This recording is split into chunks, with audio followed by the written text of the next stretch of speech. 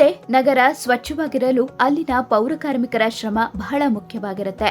ಬೆಳಗ್ಗೆ ಕೆಲಸ ಶುರು ಮಾಡಿ ಸಂಜೆ ತನಕ ಕ್ಲೀನ್ ಮಾಡುವ ಕೆಲಸ ಮಾಡ್ತಾರೆ. ತಮ್ಮ ಮನೆಗಳಂತೆ ರೋಡ್ಗಳು ಶುಭ್ರವಾಗಿರುವಂತೆ ಮಾಡ್ತಾರೆ. ಯಾಕೆ ಈಗ ಈ ವಿಷಯ ಹೇಳ್ತಾ ಇದ್ದೀವಿ ಅಂದ್ರೆ, ಮೈಸೂರಿನಲ್ಲಿ ಪೌರ ಕಾರ್ಮಿಕರಿಗೆ ಪಾದಪೂಜೆ ಮಾಡಲಾಗಿದೆ. ಯಾಕೆ ಅಂತ ಈ ಸ್ಟೋರಿ ನೋಡಿ.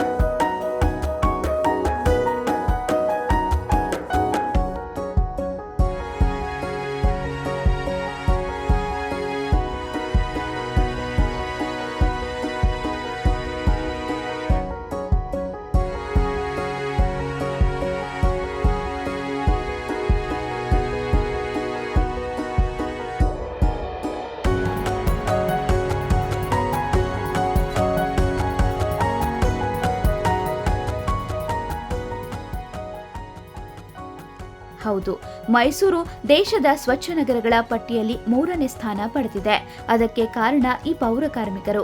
ಈ ಹಿನ್ನೆಲೆ ಚಾಮುಂಡಿಪುರದ ತಗಡೂರು ರಾಮಚಂದ್ರರಾವ್ ಉದ್ಯಾನವನದಲ್ಲಿ ವಾರ್ಡ್ ನಂಬರ್ 55ರ 30ಕ್ಕೂ ಪೌರ ಕಾರ್ಮಿಕರಿಗೆ ಪಾದಪೂಜೆ ಸಲ್ಲಿಸಿ ಆರತಿ ಬೆಳಗಿಸಿ ಸಿಹಿ ಹಂಚಿ ಸನ್ಮಾನವನ್ನ ಮಾಡಿದ್ರು.